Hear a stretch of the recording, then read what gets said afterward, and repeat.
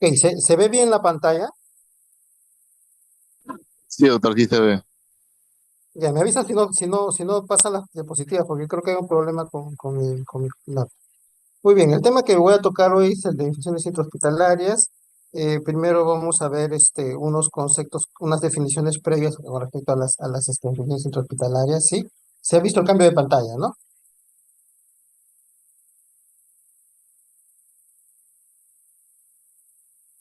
Ya, las infecciones intrahospitalarias se pueden definir como todas las infecciones que están asociadas a la atención sanitaria.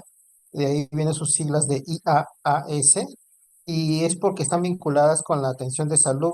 Y se dice que serían todas las infecciones que ocurren ya a partir de las 48 horas, es decir, al tercer día del ingreso a un hospital, ¿no? O posterior ya a ello.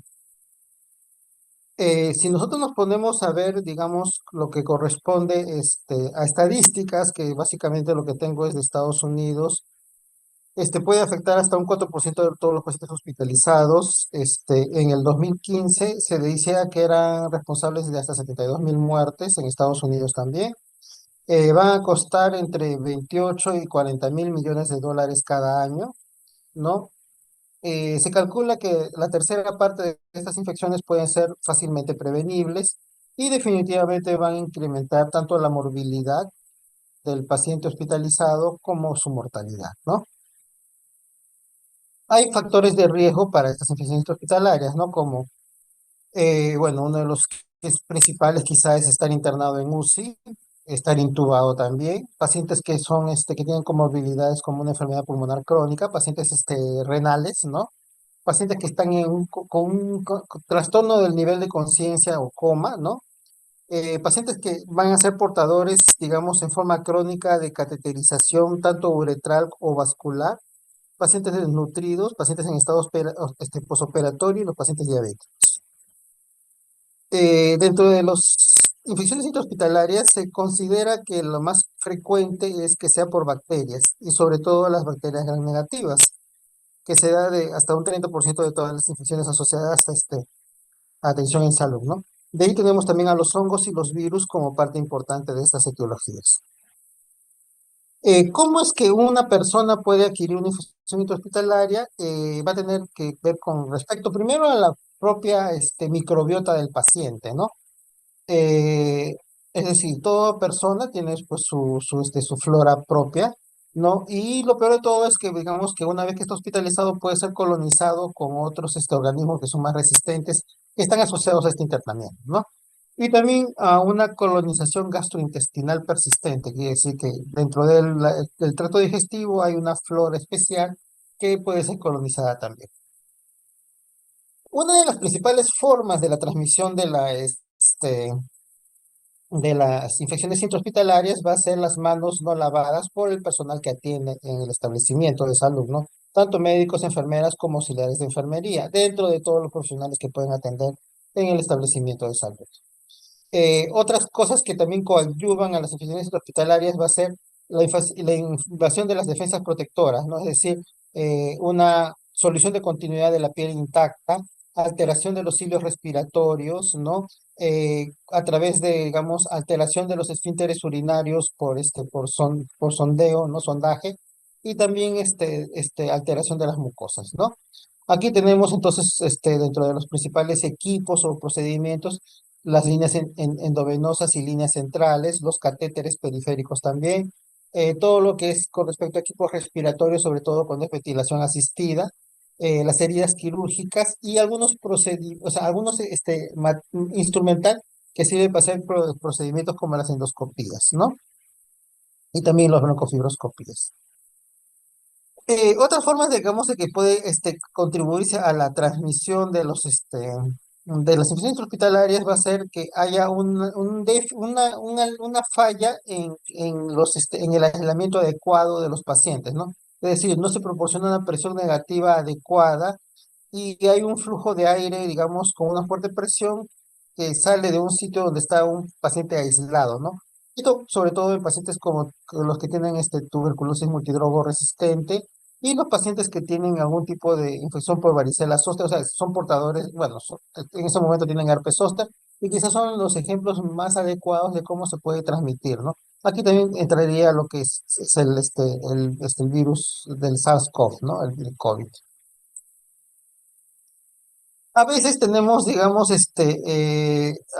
errores al momento de identificar rápidamente a una persona que necesite un aislamiento adecuado, ¿no? Y así puede haber transmisión también en los fomites, en los alimentos y también en la vestimenta, aunque esto de acá todavía está un poco en discusión, en la vestimenta del personal que se puede contaminar y esto puede llegar a contaminar las manos. Es decir, no sería solamente por la vestimenta en sí que se contamina, ¿no? Sino que al tocar esta vestimenta contaminada, uno ya se contamina las manos y con las manos es donde se va a transmitir principalmente estas infecciones intrahospitalarias, ¿no?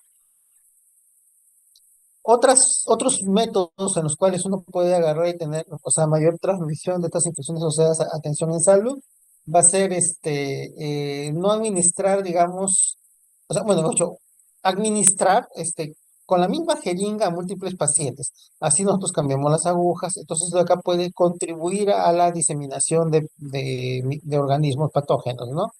Entonces lo que se recomienda es no administrar estos medicamentos con una sola jeringa. Lo que también se recomienda es usar sets de infusión y administración de fluidos para un solo paciente y de echar después de cada uso, ¿no? Y también lo que se recomienda es usar viales de dosis única para medicamentos parenterales, porque nosotros tenemos viales que, por ejemplo, tenemos que poner para multidosis, ¿no? Esto es más probable de que, digamos, se contamine y pueda producir una infección intrahospitalaria. Hay que tener en cuenta también algunos riesgos amplificados, ¿no? Como uno de ellos es el uso indiscriminado de antibióticos de amplio espectro, ¿no? Que va a producir, digamos, una selección dentro de las bacterias intrahospitalarias que se van a hacer muy resistentes, multidrogoresistentes, ¿no? Y digamos, estas bacterias multidrogoresistentes ya se considera una flora que está en forma permanente en algunos ambientes del hospital, ¿no? Por lo tanto, siempre digamos, dentro de lo que es el control de infecciones intrahospitalarias, también se debe considerar la política de la optimización de antimicrobianos, que es el PROA, ¿no? Y muchas veces nosotros podemos tener, digamos, mayores problemas cuando nosotros agrupamos a pacientes que están severamente enfermos, y muchos de ellos pueden ser portadores de heridas o con drenaje contaminado, y esto va a aumentar, incrementar la posibilidad de que haya una infección cruzada, ¿no? Si nosotros agarramos y los tenemos, digamos, en un ambiente muy cercano o sí, pues muy próximo, ¿no? Entonces, una de las, como les decía, ¿no? La forma, digamos, principal de transmisión de las infecciones asociadas a atención en salud va a ser por las manos que no se lavan. Entonces, el lavado de manos y la higiene de manos entre cada paciente, ¿no? Es el método, digamos, más importante para que uno pueda disminuir las infecciones intrahospitalarias. Se recomienda el uso de jabón y agua corriente durante al menos 15 segundos, otros hablan de 30 segundos, ¿no? Se puede utilizar también la clorexidina, aunque básicamente con un buen jabón líquido podría ser suficiente. En muchas situaciones, tanto por cuestiones de tiempo, por cuestiones de infraestructura, no se puede, digamos, tener el lavado de manos en forma permanente, ¿no? En todo caso, entonces se ha visto que también el uso de desinfectante de manos a base de alcohol, con más de 60% de alcohol etílico, también puede ser importante para suplir esta situación de lavado de manos, ¿no? Entonces, ¿cuál es el propósito del lavado de manos? Bueno, básicamente quitar toda la grasa que tenemos en la superficie de nuestra piel de las manos, ¿no? Y así, al momento de eliminar esta grasa, también se elimina todas las bacterias que están, todos los gérmenes que están ahí asociados, ¿no? Aparte de eso, pues nos va a ayudar a eliminar suciedades y, digamos, restos de fluidos corporales. Y con respecto digamos, al uso del desinfectante en base a alcohol, ¿no? El gel en base a alcohol, definitivamente, como les decía, mejora muchas veces el cumplimiento de la higiene de manos, ¿no? ¿Por qué? Porque, como les digo, no siempre se puede uno lavar las manos por cuestiones tanto de infraestructura como de tiempo, entonces esto puede suplir adecuadamente, ¿no? Igualito también tiene un buen efecto en reducir la transmisión de infecciones asociadas a atención en salud y prácticamente está recomendado en cualquier entorno hospitalario, ¿sí? De rutina, ¿no? En cualquier entorno de atención médica de rutina. También se recomienda que en esta higienización de las manos se utilice por lo menos 15 segundos. Muy bien. Hay otros métodos, digamos, para reducir las infecciones intrahospitalarias. Y aquí tenemos la limpieza ambiental, que de todas maneras es el lavado de toda superficie con su adecuada desinfección. Y también la utilización a veces de nuevas tecnologías como el uso de vapor o niebla de peróxido de hidrógeno, que puede ayudar a desinfectar. Y en otros casos la irradiación ultravioleta también nos ayuda a desinfectar, ¿no? Porque reduce algunas esporas de algunas bacterias como las tipo Clostridium, los norovirus y otros microorganismos resistentes. Hay que recordar que todo equipo médico clínico debe desinfectarse o esterilizarse según las indicaciones de uso del fabricante, ¿no? Y de todas maneras, todos los artículos que son de uso constante del paciente tienen también que ser sometidos a desinfección frecuente y minuciosa. Bueno, eso era con respecto a consideraciones generales con respecto a infecciones intrahospitalarias.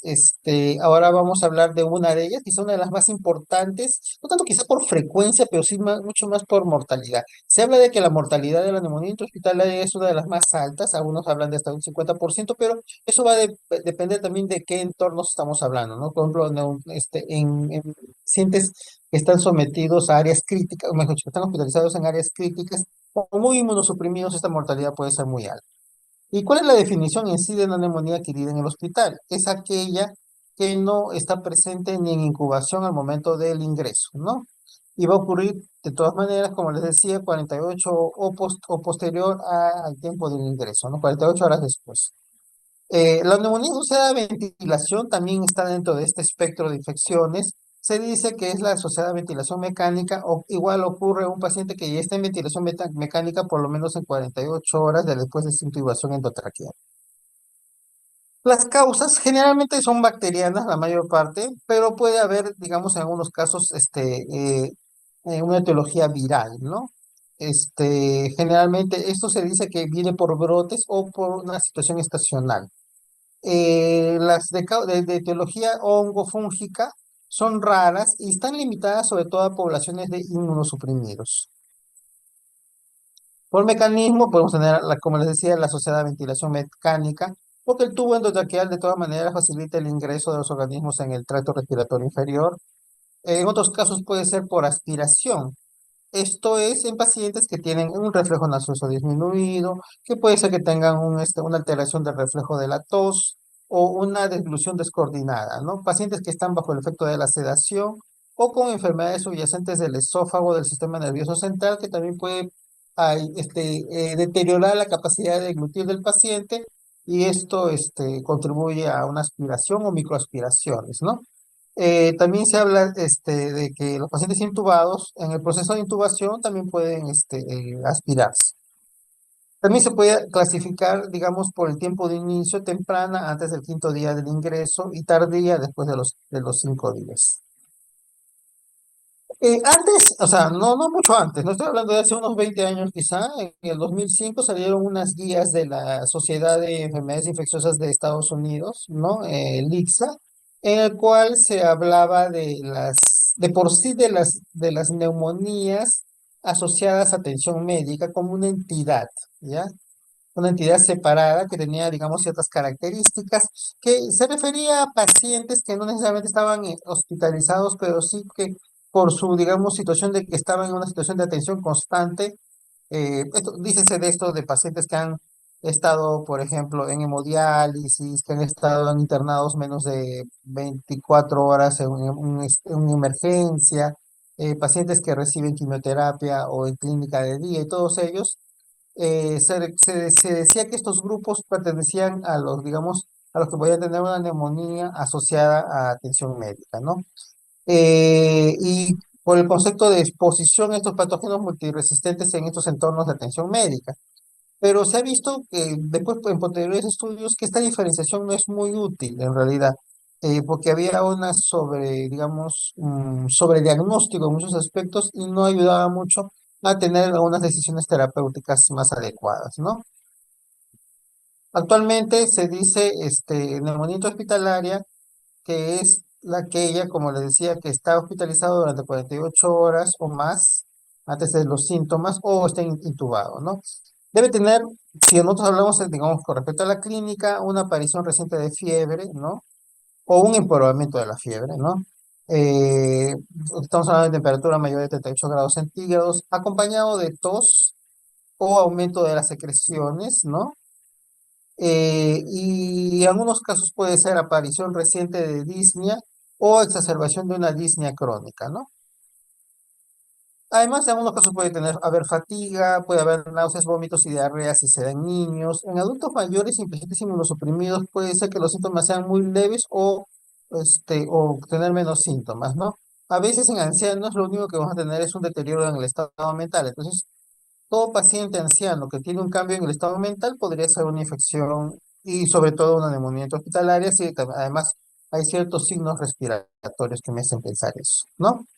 Otras cosas que puede haber en la neumonía hospitalaria va a ser escalofríos, taquicardia, puede haber taquimia, los ruidos agregados en la auscultación tipo roncantes, crepitantes, ¿no? Sibilantes. Y si está intubado, de todas maneras observar si que no tiene secreción purulenta en el tubo endotraqueal. Las causas, se dice que la mayor parte de ellas, como les decía, es bacterias gram negativas, bacterias, sobre todo las gram negativas, habla hasta de un 50-60% de los casos, teniendo en este caso a la Pseudomonas aeruginosa en un 22%, la Klebsiella pneumoniae en un 10%, el E. coli en un 7%, Acinetobacter también un 7%. Algunas veces también se habla de la importancia de la Legionella neumófila, pero esta en realidad es infrecuente, aunque cuando da en brotes, ¿no? No está asociada, se dice, ¿no? A sistemas de aire acondicionado, ¿no? Entonces, puede dar en brotes y ahí puede ser que muchos se vean afectados, ¿no? Otros, digamos, otras causas etiológicas, que tenemos en este caso son los cocos gram positivos tipo Staphylococcus aureus, dentro de ellos el Staphylococcus aureus meticilino resistente y el Staphylococcus pneumoniae.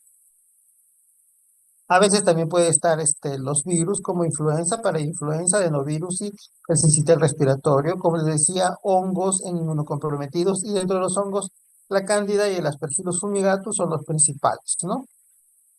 Eh, ah, digamos dentro de mi plan de trabajo, cuando yo quiero hacer un diagnóstico de persona con neumonía, yo debo agarrar y hacer de todas maneras estudio de imagen, ya sea una radiografía de tórax, una TEM de tórax, no es necesario que sea con contraste, sin contraste nomás, una gasometría en la cual quizá yo podría ya ver un empeoramiento en, digamos, en la saturación del paciente. Debería pedirle también proteína C reactiva, que si bien es cierto, no es específico, sí me puede ayudar en muchos aspectos, sobre todo para pensar que hay una infección activa persistente, ¿no? Hemograma en el cual puede haber leucocitosis, ¿no? Entonces, como les, este es un esquema más o menos en el cual yo puedo agarrar, y bueno, tengo dos esquemas que son muy similares, ¿ya? Entonces, si yo tengo una sospecha clínica de neumonía, como les mencioné hace un momento, con respecto a algunas cosas, yo puedo agarrar y considerar si tiene patógenos multiresistentes o no, ¿no? Si no tiene patógenos multiresistentes, entonces yo puedo agarrar y considerar que son de las causas más comunes, porque es como una neumonía de la comunidad. Entonces puedo darle este tratamiento para estos gérmenes como Streptococcus, Haemophilus, Enterobacter, Klebsiella, etcétera, en el cual yo puedo utilizar solamente monoterapia, en unos casos solamente ceftriaxona, perdón, ampicilina, sulbactam, levofloxacin o artapena, ¿no? Pero si yo considero que ya es tardío, y tengo además criterios para pensar en patógenos multiresistentes, entonces y aquí está pues la Pseudomonas, Acinetobacter, ¿no? La Klebsiella, B positivo, etcétera. Yo debería ya utilizar terapias combinadas, ¿no? Como carbapenem, ceftazidima con o piperacinato azobactam o Asteronan, ¿no? Y aparte de eso, tal vez coadyuvarlo con una fluoroquinolona respiratoria como la cipro o la moxifloxacina o la levo, o un aminoglicósido como gentamicina, ¿no? Y si sospecho también de Staphylococcus aureus, darle vancomicina o linezolid. Esto es un poco parecido, ¿no? Hay algo que se recomienda de todas maneras digamos, cuando tenemos una neumonía intrahospitalaria, como les dije, aparte del asunto digamos, hacer un estudio,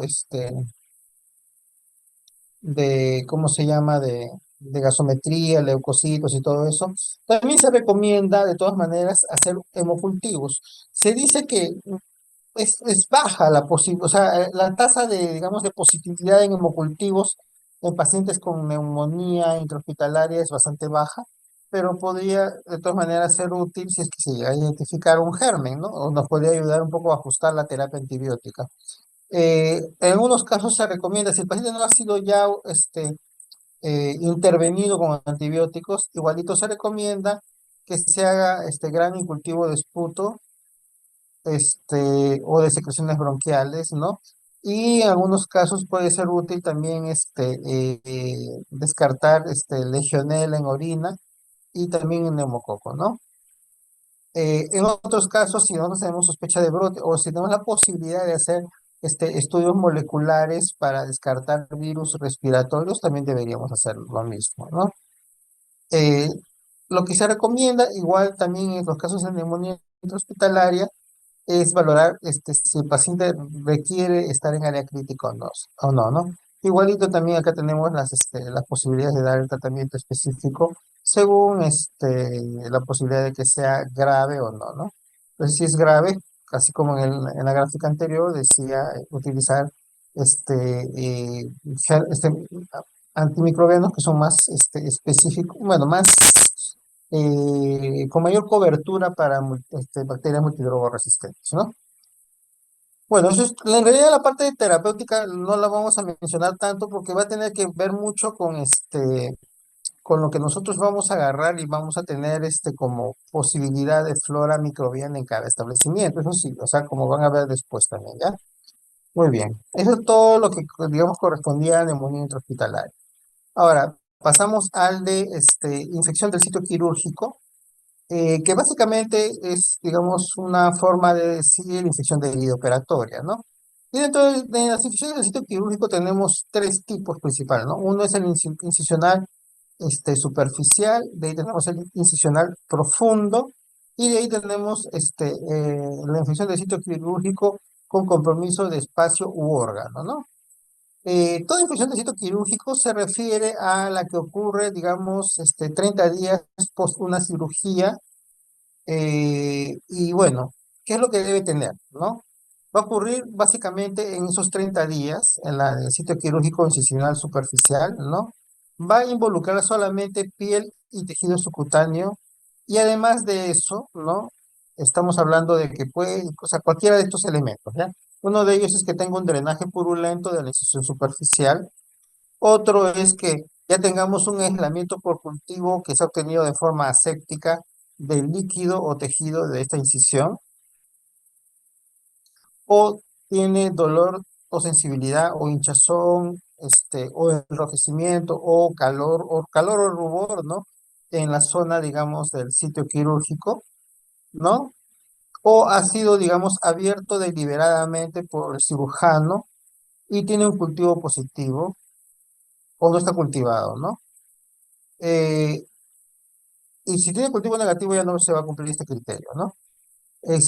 Y en realidad, o también otro es que venga el médico cirujano, el médico tratante y considere de que si tiene una infección del sitio quirúrgico, de acuerdo a su apreciación clínica que dice en ese momento, ¿no?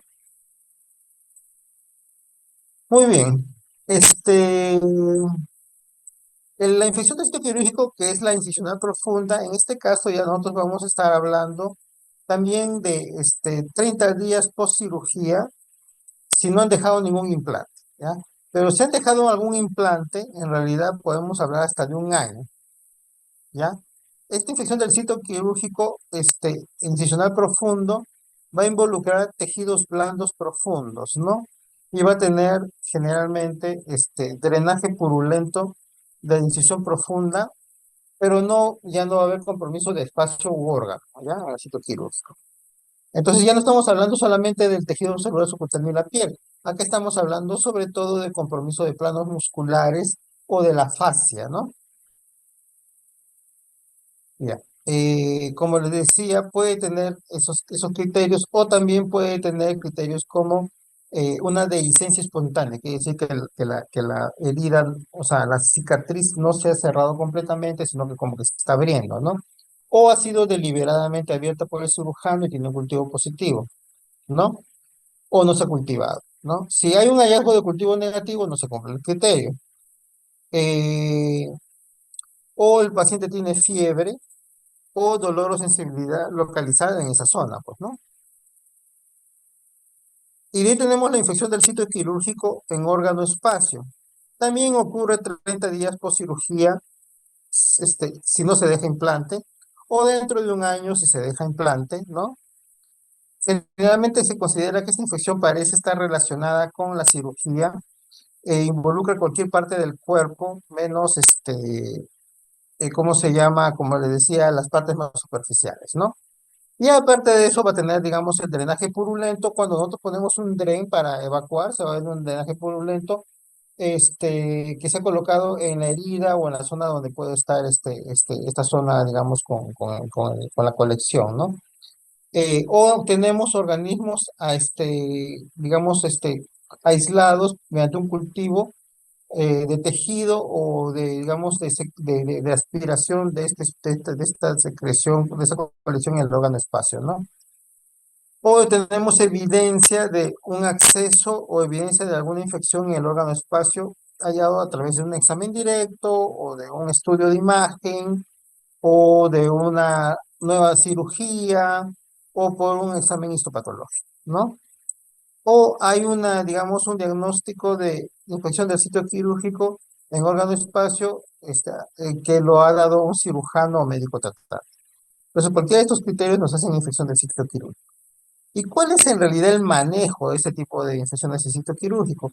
Lo que se recomienda principalmente va a ser el debridamiento quirúrgico y la eliminación del tejido infectado en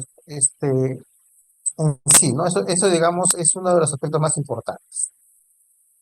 ¿Qué tipo de debridamiento va a ser? Va a depender, pues, de mucho de qué tipo de infección de sitio quirúrgico estamos hablando, ¿no? Eh, y si tiene o no tiene, digamos, un implante, un material protésico, ¿no? Igualito la duración del tratamiento antimicrobiano y el tipo de tratamiento antimicrobiano va a depender también digamos, de dónde es este sitio quirúrgico. Eh, y como le decía, ¿no? Las infecciones profundas, o las infecciones en órgano espacio casi siempre van a requerir la evaluación del tejido infectado, ¿no? Si son superficiales, a veces solamente puede requerir el tratamiento con antibióticos orales sin necesidad de debilitamiento quirúrgico, ¿no? Pero nosotros tenemos una sospecha de infección profunda porque el paciente tiene taquicardia de más de 110, frecuencia cardíaca, fiebre de más de 38,5 grados centígrados de temperatura, eh, o alguna, digamos, clínica compatible con infección profunda o en órgano espacio, entonces se va a requerir de todas maneras ya tal vez iniciar el tratamiento antibiótico y hacer una exploración del sitio quirúrgico, ¿no? El antibiótico, la duración del tratamiento antibiótico, como les decía, va a depender mucho de dónde está localizada la infección del sitio quirúrgico, la profundidad de esta infección, si ha habido ya un debridamiento quirúrgico previo, ¿no? O sea, ya se está sacando todo lo que se debía sacar, y si hay también los patrones de resistencia que puede haber en los aislamientos de la flora hospitalaria, ¿no? Ya. De todas maneras, se tiene que dar terapia sistémica, es decir, parenteral, en todo paciente que tenga sospecha de infección profunda o en órgano espacio. Muy bien. Eso era todo lo que correspondía, digamos, a infección de sitio quirúrgico. Ahora vamos a pasar a infecciones del torrente sanguíneo y acá están sobre todo todas las infecciones asociadas a catéter, tanto venoso central como periférico y líneas arteriales, ¿no? Que pueden producir unas bacterias.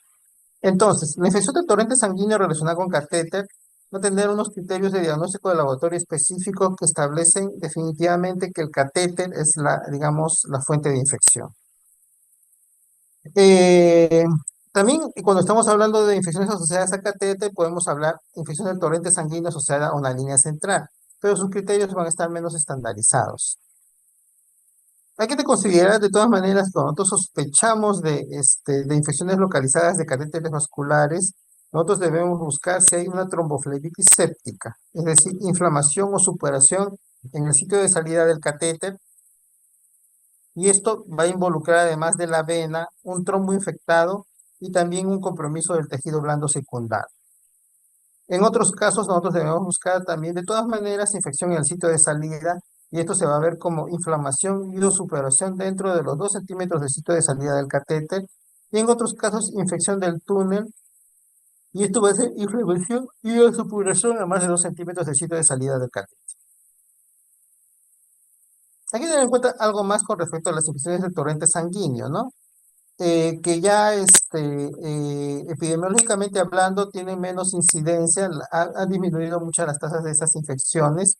Se supone que es por una mejoría en las prácticas de prevención de estas infecciones, ¿no? Ha habido una disminución de más del 50% desde el 2008 hasta el 2019 y todavía se considera que los dispositivos endovenosos son las causas más comunes de infecciones del torrente sanguíneo en Estados Unidos. ¿Cómo es que puede ocurrir esto? Hay 4 rutas en las cuales se puede infectar un catéter vascular. Al momento de insertar el catéter, entonces en este caso la flora cutánea del sitio de inserción va a migrar hacia adentro del catéter y hasta la punta, y generalmente esto se dice que es cuando se da en infecciones de catéteres de corto plazo y en los primeros 10 días. Otro caso puede ser contaminación del hub del catéter. Y aquí ya no estamos hablando de necesariamente del sitio de inserción que ha sido, ¿no? Sino que puede ser flora cutánea endógena local o de manos, que puede ser del mismo paciente o otras personas que manipulen este catéter, y se da sobre todo en pacientes que son portadores de catéteres de largo plazo. En otro caso puede ser una diseminación hematógena, es decir, la infección no viene por manipulación del catéter ni iniciación del catéter, sino que hay otra fuente, otro foco primario de infección que va a producir esta diseminación hematógena, ¿no? En casos raros puede ser por contaminación del líquido que estamos infundiendo, ¿no? Y sobre todo se habla en estos casos de brotes, ¿no? Porque va a ser material contaminado que de todas maneras se está como que administrando endovenosamente a los pacientes, ¿no? Cuando hablamos de la posible microbiología de estas infecciones de torrente sanguíneo, tenemos que tener en cuenta que los gram positivos han predominado históricamente, ¿no? Ahora, se ha vuelto más común que pueda haber cándida y enterobacterias, pero no necesariamente es así, ¿no? Eh, en hemodiálisis tenemos los Staphylococcus aureus coagulasa, los Staphylococcus aureus y los Staphylococcus coagulasa negativos, como en la mayoría de casos, ¿no? Eh, si nosotros pensamos en Pseudomonas aeruginosa, se va a dar sobre todo en pacientes que están expuestos digamos, a agua y los pacientes con quemaduras extensas, ¿no? Pacientes que tienen estenotrofomonas, va a ser por inmunosupresión, malignidad o también exposición al agua. Y si el paciente tiene un Acinetobacter, vamos a pensar sobre todo en inmunosupresión, exposición a antibióticos y exposición al agua. En otros casos de inmunosupresión y malignidad, yo puedo tener microbacterias no tuberculosas de crecimiento rápido, como la Accessus, la Chelonae, la Fortuitum y la Mucogenium.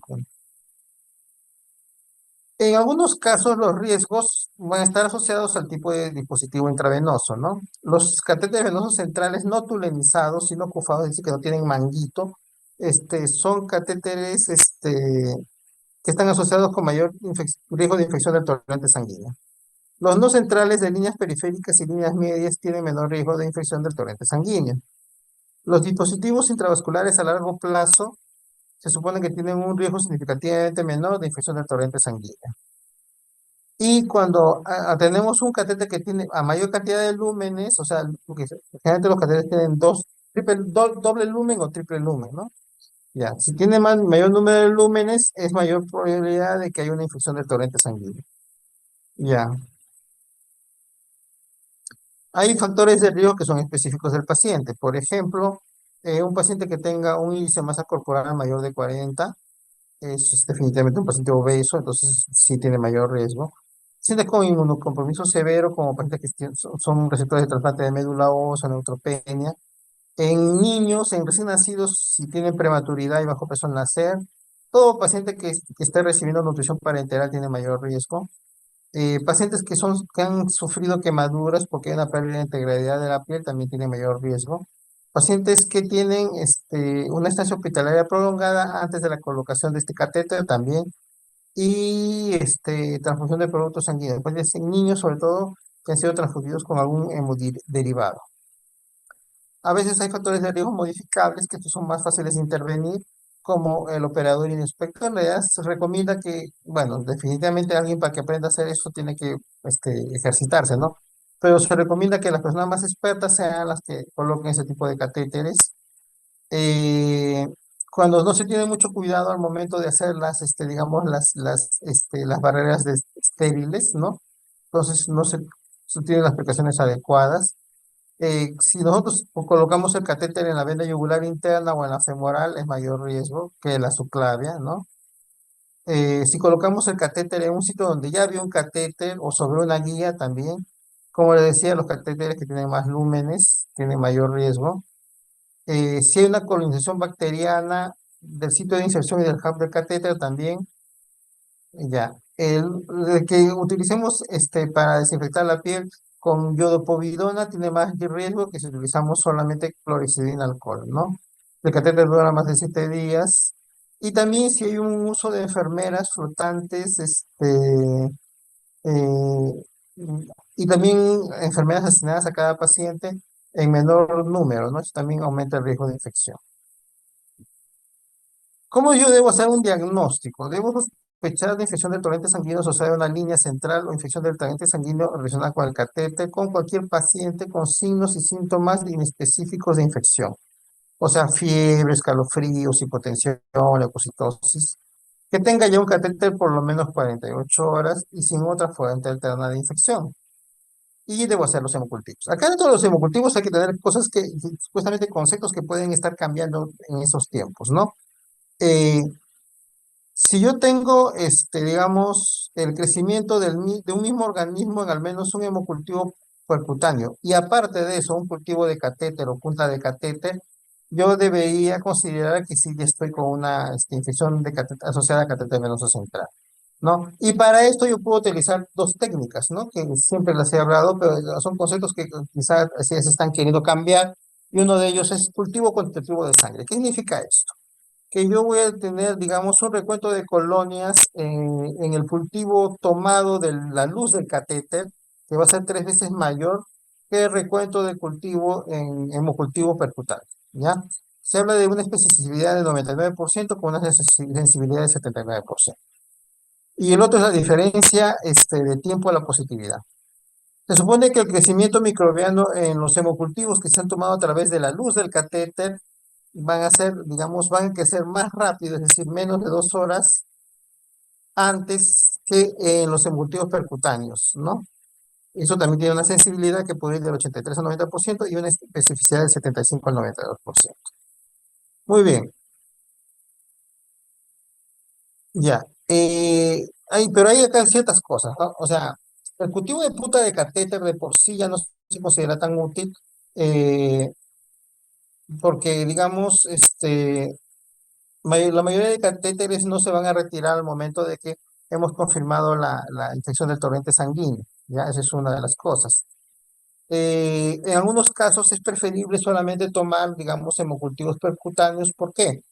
Porque muchos laboratorios no van a realizar en forma rutinaria las técnicas de, digamos, de tomar tanto la muestra del lumen de catéter venoso y el percutáneo, ¿no?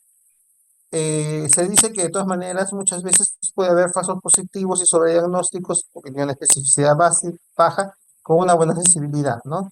Y las directrices de la Sociedad de Enfermedades Infecciosas de Estados Unidos están cambiando, están siendo actualizadas actualmente con respecto a eso. ¿Cuándo yo tengo mayor riesgo de infección del catéter vascular? Cuando ya tengo una historia previa de infección de torrente sanguíneo. Eh, Después, si tengo una infección actual o previa en un sitio distante que pudo haber provocado la siembra del catéter. Pacientes inmunosuprimidos. Pacientes que tienen sintomatología, es decir, fiebre, escalofríos intensos y dolor relacionado con sitio de inserción. Puede haber eritema y drenaje, ¿no? Muy bien. Si nosotros tenemos un paciente que tiene fiebre, taquicardia, hipotensión, yo debo agarrar y evaluar de todas maneras el sitio de inserción del catéter. Ahí debo buscar inflamación y acceso, ¿no? Si hay dolor a la pasión, eritema, drenaje y todo esto. Estos hallazgos son bastante específicos, pero son poco sensibles, ¿ya?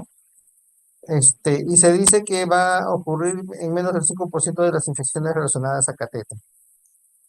También yo debería buscar signos de endocarditis, infección metastásica, porque algunas veces digamos, los gérmenes o las infecciones pueden embolizar. Una de las posibilidades, digamos, perdón, Pobrecito chumón. Pero perdón, viste, vamos, vamos, vamos, vamos.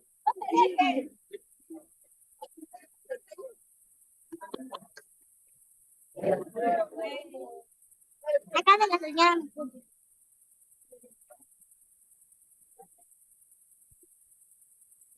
perdón, ¿cómo?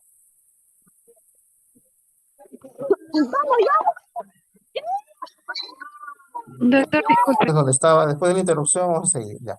Entonces lo que estaba diciendo es que yo tengo que buscar, digamos, infecciones. Es bastante frecuente que en pacientes que tienen una infección asociada a catéter pueden tener, digamos, endocarditis o infección metastásica. Ok, entonces, ¿qué es lo que yo debo hacer? Generalmente, cuando yo tengo una sospecha de infección por catéter, debería tomar hemocultivos en las primeras 24 horas de este episodio infeccioso séptico y antes de iniciar los antimicrobianos. ¿Ya? Lo que se recomienda es tomar por lo menos 2 sets de hemocultivos, ¿no? Es decir, ¿cómo se llama?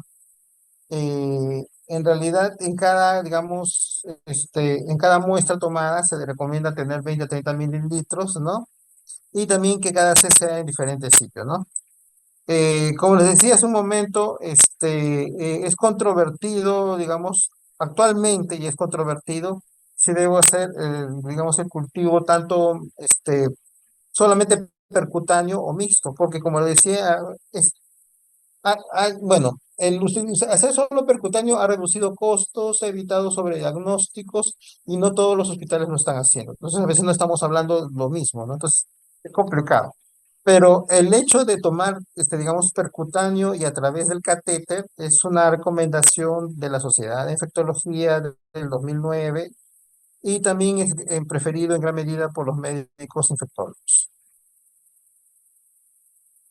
Y como decía, ¿no?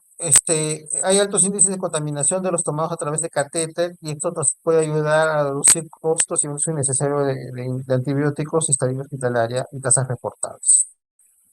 Entonces, si nosotros no podemos tomar los hemocultivos periféricos, es decir, percutáneos, deberíamos tomar los cultivos de sangre a través de 2 lúmenes diferentes, ¿no? Si es que el catéter tiene más de un lumen, ¿no? Y aquí hay algo que yo debería tener en cuenta también con respecto a la interpretación de un hemocultivo que me sale positivo, ¿ya? Debo ver si es algo si en realidad es una posibilidad, ¿no? Por ejemplo, si me sale Staphylococcus aureus, si me sale bacilos gram negativos, si me sale una cándida, si me sale enterococo, yo debería de todas maneras considerar que tal vez tiene otra fuente, digamos, de la bacteriemia, ¿ya? Pero sí lo debería, digamos, tener en cuenta de que sí es bastante posible. Ya. Si el organismo identificado en la sangre no puede atribuirse a infección en otro sitio, entonces ahí sí yo debería considerar que esta infección es asociada a catéter, ¿ya?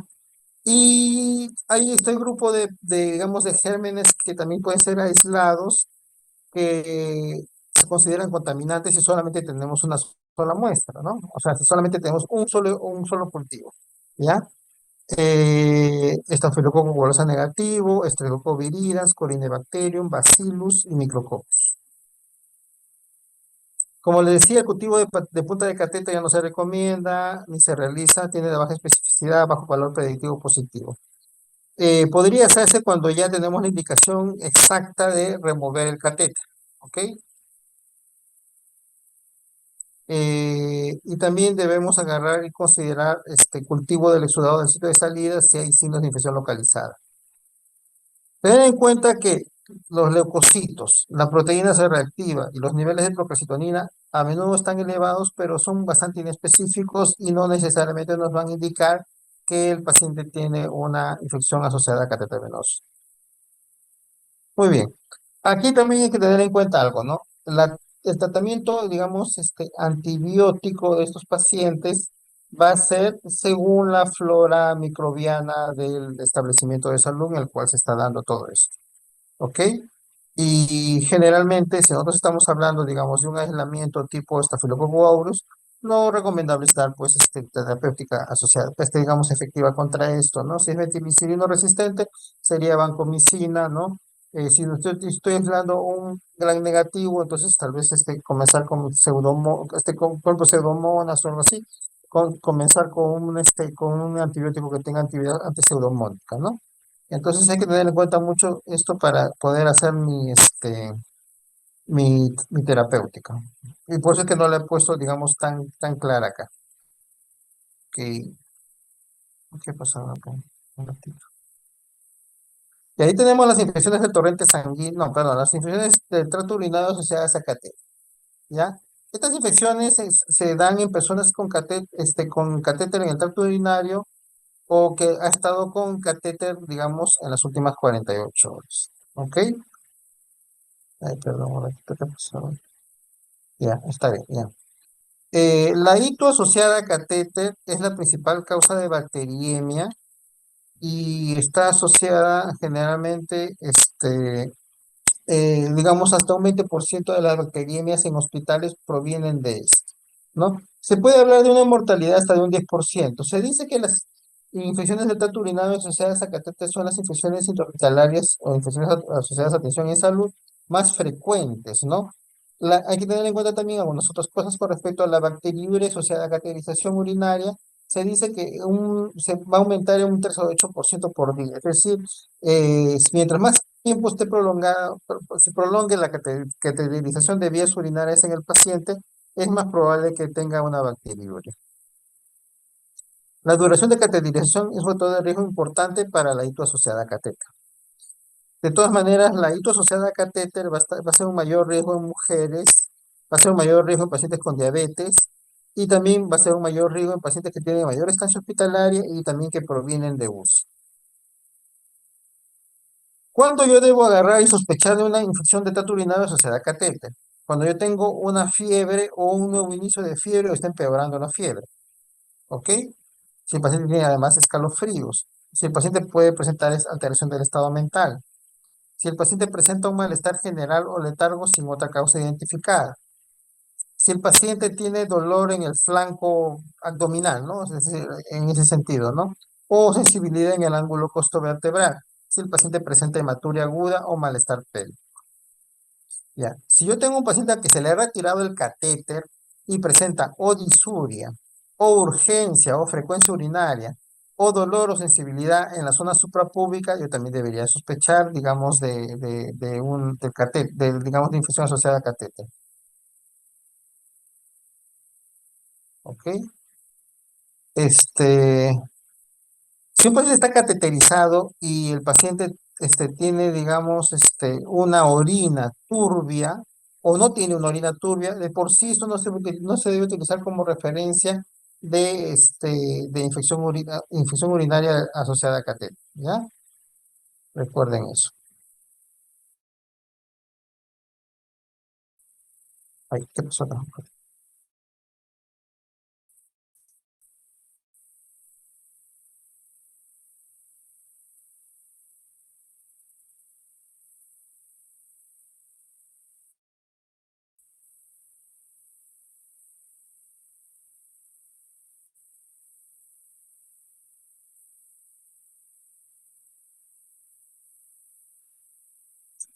¿Se me está escuchando? Sí, doctor. Ah, ya, perdón, sino que mi internet estaba medio, ya. Entonces, cuando yo tengo, digamos, una infección del tracto urinario al catéter, yo debo agarrar y debo considerar, a ver dónde estoy,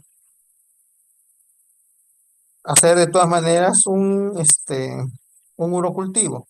Y aquí, generalmente, la infección del tracto urinario asociada a catéter se refiere a paciente que presenta esa clínica que he mencionado hace un rato, y además de eso, yo, si hago un urocultivo, voy a tener crecimiento microbiano de por lo menos de 10 a la 3 de unidades formadoras de colonia por mililitro, de uno o más bacterias, ¿ya?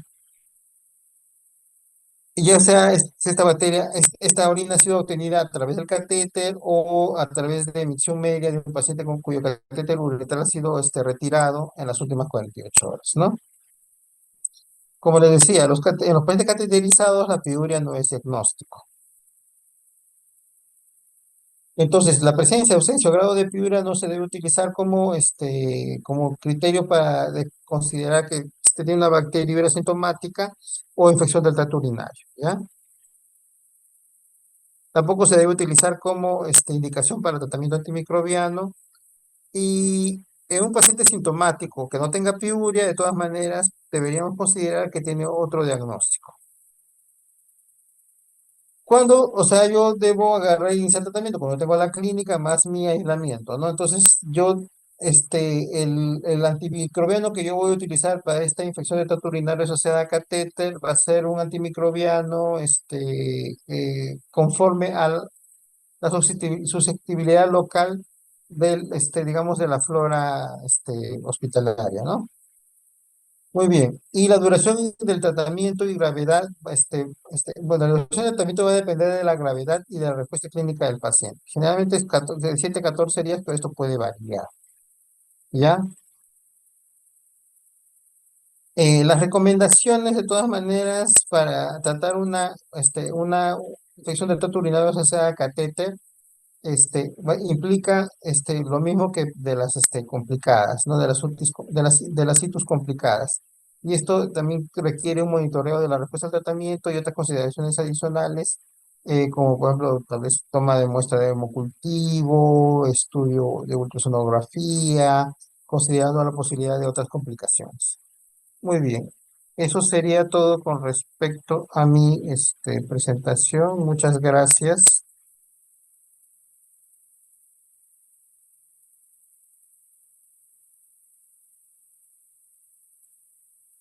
¿Alguna otra duda o consulta? Gracias, doctor. Ya, gracias a Gracias. ustedes por su Doctor, atención. disculpe, ¿podría compartirnos su diapositiva, por favor? Ya, ok.